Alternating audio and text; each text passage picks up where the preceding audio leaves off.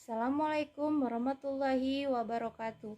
Kami dari kelompok 5 kelas B D3 Farmasi 2020 akan mempresentasikan tentang mata kuliah pengembangan obat herbal mengenai standarisasi non-spesifik ekstrak etanol daun kecapi dan ekstrak etanol daun keluih.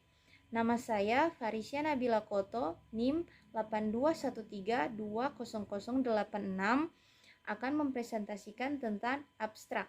Zat kimia yang terkandung dalam suatu ekstrak bahan alam harus terjaga kualitasnya sehingga diperlukan standarisasi. Penelitian ini bertujuan untuk membuktikan bahwa ekstrak etanol daun kecapi dan ekstrak etanol daun keluih memenuhi parameter non-spesifik standarisasi ekstrak bahan alam.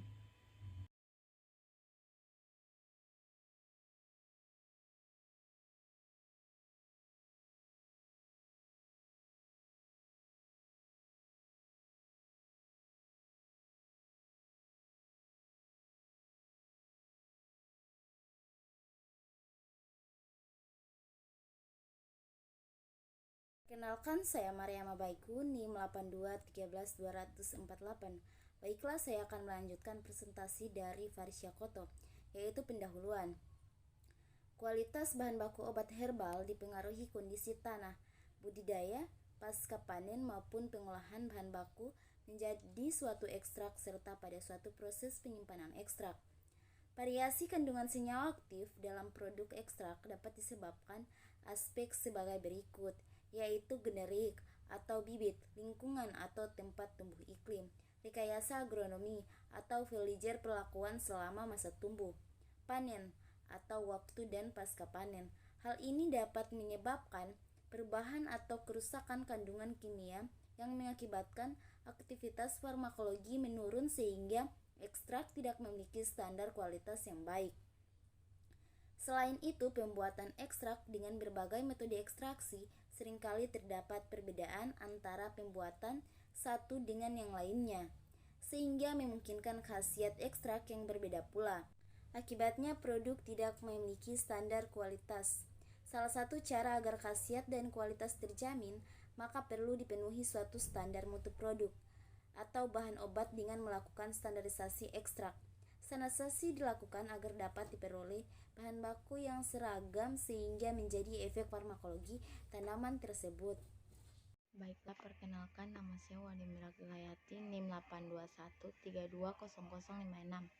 Di sini saya akan membacakan metode penelitian. Yang pertama yaitu determinasi tanaman, yang kedua ekstraksi sampel, yang ketiga pengukuran parameter non-spesifik yang terdiri dari kadar air, kadar abu total, dan kadar cemaran logam berat. Yang keempat analisis data. Sekian dan terima kasih. Baik, Assalamualaikum warahmatullahi wabarakatuh. Perkenalkan, nama saya Listanti Abdullah Runeto, NIM 82132005. Daun kecapi dan daun keluih diekstrak dengan menggunakan ultrasonik yang dipilih karena lebih efektif dan dapat mengekstraksi lebih dari 50 senyawa. Pada daun kecapi dan daun keluih diperoleh hasil ekstrak kental 244 gram dan daun kecapi dari 700 gram serbuk simplicia dan 255 gram ekstrak kental daun keluih dari 1000 gram serbuk simplicia. Rendamen yang diperoleh daun kecapi 34,8%, sedangkan daun keluih yang dihasilkan persen rendamen sebesar 25,5%. Baiklah, saya Vin Kakairan Entoma akan membacakan kadar cemaran logam berat pada ekstrak etanol daun kecapi dan ekstrak etanol daun keluih.